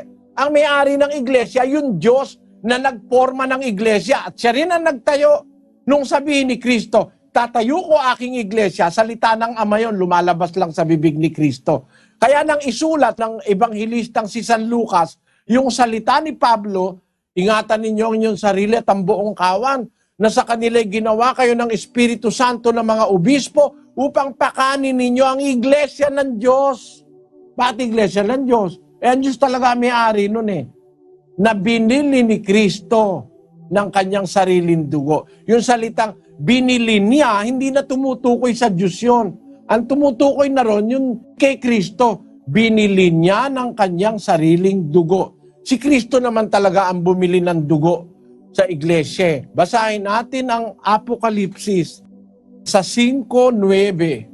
At sila'y nangag-aawitan ng isang bagong awit na nagsasabi, ikaw ang karapat-dapat na kumuha ng aklat at magbukas ng mga tatak nito, sapagkat ikaw ay pinatay at binili mo sa Diyos ng iyong dugo ang mga tao sa bawat angkan at wika at bayan at bansa. Tamo binili mo sa Diyos. Kanino mo binili? Sa Diyos. Sa Diyos talaga yun Kaya nga, iglesia ng Diyos, binili ni Kristo ng kanyang sariling dugo Kaya nga naging iglesia ni Kristo kasi binili na ni Kristo. Ay, mali ka ako, logic mo. Halimbawa, bumili ka ng talaba, nung bilin mo ba ang tawag na Pedro? Ang tawag doon, talaba ni Pedro. Di ba? Di naman nababago ang pangalan nung binili mo Nalalagay lang yung pangalan mo. Bawa, bumili ka ng aparador. Anong tawag na yun? Pedro na yung aparador? Hindi. Aparador ni Pedro. Kasi ikaw nga bumili O, di ba? Kaya sa Biblia, binili mo sa Diyos. Hindi iglesia ng Diyos. Binili niya ng kanyang sariling dugo. Napailalim ngayon sa pamamahala ni Kristo. Kaya ang iglesia ng Diyos, tinatawag sa Biblia, iglesia ng Diyos kay Kristo Jesus. No? Hindi iglesia ni Kristo. Basahin natin ang 2:14 ng unang Tesalonica. Sapagkat kayo mga kapatid ay nagsitulad sa mga iglesia ng Diyos na nasa Judea kay Kristo Jesus. So, iglesia ng Diyos pa rin, hindi iglesia ni Kristo. Iglesia ng Diyos na nasa Judea kay Kristo Jesus. Kasi yung mga iglesia ng Judea, pawang kay Kristo yon. Yung iglesia ng Judea na pawang kay Kristo ang bumabati sa mga taga-Roma ng banal na halik. Ano pangalan nun? Iglesia ng Diyos na pawang kay Kristo. Iglesia ng Diyos nasa Judea kay Kristo Jesus. Hindi nawawala yung pangalang Iglesia ng Diyos. Naintindihan mo kapatid na proseso, Inalulungkot ko lang na wala tayong maraming masyadong oras para liwanagin ko sa iyo ang maraming bagay tungkol dito. At inaanyayahan din po kita sa ating mass indoctrination. Makinig po kayo ng doktrina, pagkumparahin nyo lang. Sana loobin ng Diyos kapatid na proseso, maintindihan mo ang ibig kong sabihin. At sana samahan ka po ng Panginoon. Magandang gabi sa iyo kapatid. Salamat po. At lipat na tayo kaagad ang San Miguel Tarlac. Kapatid na Rolando Campo, go ahead. Po, kapatid na Daniel, nandito po kami sa ang dating coordinating center ng San Miguel Tarlac City. At ang magtatanong po kapatid na Eli ay si kapatid na Jose Magtoto, 72 years old, Katoliko. Narito po siya. Sige po, kapatid na Jose. Magandang gabi po, brad. Sa edad ko pong ito ngayon, ang itatanong ko lang, 72 years old na po ako ngayon. Sa kasalukuyan po, ang aking kalakasan ay pahina ng pahina. Kung sakali po darating ang araw ng takdang oras na ang aking kalakasan ay mawala na, meron po kayang darating na taong may magandang pusong tutulong sa akin, maliban sa aking dalawang anak na natitira ngayon, na mahirap lang po sila. Salamat po sa pagdalo kapatid na Jose. Unang-una, naramdaman din ni San Pablo yun Basahin natin ang 2 Korinto 4:16. Kaya nga, hindi kami nangihimagod, bagamat ang aming pagkataong labas ay pahina, ngunit ang aming pagkataong loob ay nababago sa araw-araw. Ayon, habang tumatanda si Pablo, pahina ng pahina yung kanyang pagkataong labas. Pero yun naman kanyang pagkataong loob, yung espiritong nasa kanya, tumitibay ang pananalig sa Diyos. Alam mo kapatid, para wag kang mapabayaan, maglaga ka ng tiwala, hindi sa tao, sa Diyos. Ang Diyos kasi ang makagagawa ng lahat ng paraan para ang isang taong magigipit ay wag mapahamak. Kung sumasampalataya ka sa Diyos, ang dapat mong sampalatayanan, ang Diyos may magagawa, hindi kayang gawin ng tao. Yun ang aking pananalig, kapatid. Alam mo, pagka meron akong nararamdaman, hindi ako basta nagtatanong sa doktor. Pag may naramdaman ako, luluhod ako, tapos mahihingi ako ng awa sa Diyos. Kasi ang alam ko, kahit walang doktor, pagka gusto ka pang pagalingin ng Diyos, gagaling ka. Kahit naman may doktor, pag wala ka na talagang, wala ka ng panahon, kukunin ka na ng Panginoon, kahit lahat ng doktor magsama-samang gumamot, hindi ka rin mabubuhay. Merong ibang mga tao, wala pang ang 50 anyos Yung iba, wala pang 60, wala pang 70, patay na. Buti nga ikaw kapatid, lagpas ka na ng 2 72 ka na. Lagi mo lang sanang maisip, magkaroon ka ng Diyos sa buhay. Kapatid, yun ang pinakamahalaga. Huwag kang umasa sa tao. Mas mahalaga ang magagawa ng Diyos. Kaya habang may buhay ka pa, meron ka pang konting lakas, mag-umpisa ka na maghanap ng Diyos sa buhay. Yung Diyos na totoo. Yung Diyos na mapaniniwalaan mong hindi nagsisinungaling, makakatulong sa iyo sa panahon ng kagipitan. Ang Diyos lang ang makakagawa nun, kapatid. Ang payo ko sa iyo, makinig ka nung aral ng Diyos. Pakiramdaman mo rin doktrina ng ginutang Jesucristo. Kapamila tanda rin amano na ning Ginu. Kayatin kang kapanayan king kay kampuso. Ing kapanayan na itamani batan niya king mayupaya king sabla. At patseng mayupaya king sabla, ing ginawa alang taong pwedeng makagawa ning gawa na ning mayupaya. Sana naintindihan mo, kapatid na Jose. Salamat. Salamat. Makinig kang doktrina, kapatid, at huwag kang mag-alala. Dapat kahit mauna ka, mahuli ka, may tiwala ka sa Diyos. Mapalad ang namamatay na may Diyos sa buhay. Apokalipsis 14:13. At narinig ko ang isang tinig na mula sa langit na nagsasabi, isulat mo, mapapalad ang mga patay na nangamamatay sa Panginoon mula ngayon. Oo, sinasabi ng Espiritu, upang sila'y magpahinga sa kanilang mga gawa, sapagkat ang kanilang mga gawa ay sumusunod sa kanila. Sa Kapampangan, at dimdam ko ing meto nga siwala banwa sa sabyana, isulat mo, nuwan lading mete ang mamamateking Ginu, manibat ngeni ang gaking pahintungol.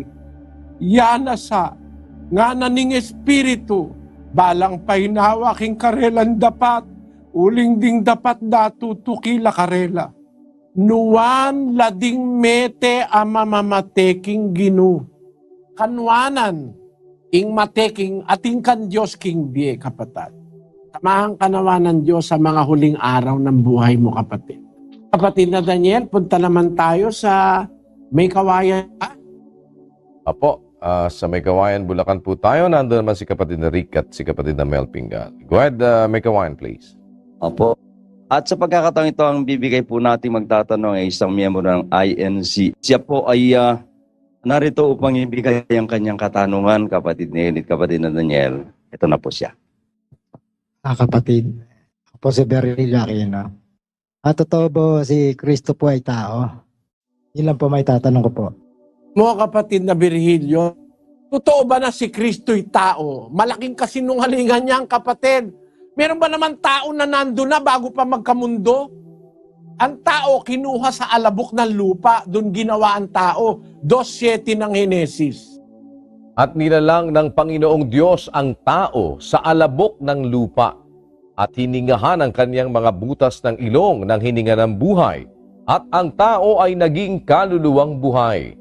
Saan ginawa ang tao? Sa alabok. Wala pang mundo, may Kristo na 17:5-24. Ulitin mo, kapatid na Daniel. At ngayon, Ama, luwalhatiin mo ako sa iyo rin ng kaluwalhatiang aking tinamo sa iyo, bago ang sanglibutan ay naging gayon. Ama, yaong mga ibinigay mo sa akin ay ibig ko kung saan ako naroroon, sila naman ay dumuong kasama ko, upang makita nila ang kaluwalhatian ko na ibinigay mo sa akin, sapagkat ako'y iyong inibig bago natatag ang sanglibutan. Tinan mo, inibig mo ako bago natatag ang sanlibutan. Bakit? Ipinanganak siya ng Ama eh. Bago pa niyari ng Diyos ang universo, ipinanganak ng Diyos ang anak. Basahin natin ang 1:4 ng Ebreo. Na naging lalong mabuti kaysa mga anghel, palibhasa'y nagmana ng lalong marilag na pangalan kaysa kanila, sapagkat kanino nga sa mga anghel sinabi niya kailanman, ikaw ay aking anak, ikaw ay aking ipinanganak ngayon. At muli, ako'y magiging kanyang ama, at siya'y magiging aking anak. Nagmana siya ng lalong mabuting pangalan kaysa mga anghel, sapagkat sinabi niya, kanino nga sa mga anghel sinabi niya kailanman, ikaw ay aking anak. Wala siyang anghel na pinagsabihan na ikaw ay aking anak. Ang pinagsabihan lang yon si Kristo. Ikaw ay aking anak, ikaw ay aking ipinanganak ngayon. Ako'y magiging kanyang ama at siya'y magiging aking anak. Kailan nangyari yan? Bago pa natatagan sanlibutan. Paano naging tao yan? Si Kristo raw, taong pinag-uusig ng mga Hudyo, pinatay, pinako sa krus. Ang hindi nila naintindihan, nagkatawan tao. Ang pinatay, ang namatay yung katawan tao, hindi yung Kristo, hindi yung Berbo, hindi yung anak ng Diyos na Espiritu na ipinanganak bago magawa ang sanlibutan. Katunayan yan sa 10:5 ng Ebreo, kapatid na Daniel. Kaya't pagpasok niya sa sanglibutan ay sinasabi, ain at handog ay hindi mo ibig, ngunit isang katawan ang sa akin ay inihanda mo. Ayun, nung pumasok siya sa sanlibutan, ibig sabihin, hindi siya rito nag-umpisa. Hindi si Kristo rito nag-umpisa sa sanlibutan. Ang sabi ng Biblia, pagpasok niya sa sanlibutan, may pinanggalingan siya bago siya pumasok sa sanlibutan. Pero pagpasok niya sa sanlibutan, isang katawan ang sa akin ay inihanda mo. Alin ba yung katawang inihanda ng Ama sa kanya? Yung ipinagbuntis ni Maria. Ano ang tawag doon? 1:14. At nagkatawang tao ang Verbo. Ang Verbo nagkatawang tao. Yung katawan niyang tao, hindi siya. Nagkatawang tao siya. Ano ay sabihin ng nagkatawang tao? Hindi siya tao. Paano naman magiging tao pala siya? Nagkatawang tao. Bakit? Dati siyang espiritu na anak ng Diyos. Ang Diyos ay espiritu. Ang anak niya espiritu rin. Ang Diyos ay Diyos. Ang anak niya, Diyos din. Ang anak ng kalabaw, kalabaw. Ang anak ng tao, tao. Ang anak ng Diyos, Diyos din. Dapat nating maintindihan yon. Ipinanganak siya ng Diyos. Wala pa ang sanlibutan, ipinanganak na siya. Pero nung dumating ang panahon, pumasok siya sa sanlibutan. Nung isinugo siya ng Ama, inihanda sa kanyang isang katawan. Pagpasok niya sa sanlibutan, isang katawan ang sa akin ay inihanda mo, sabi ng anak. Anong katunayang hindi siya dito nag-umpisa sa sanlibutan, pumasok lang siya rito. Basahin natin ang 6:38 ng Juan.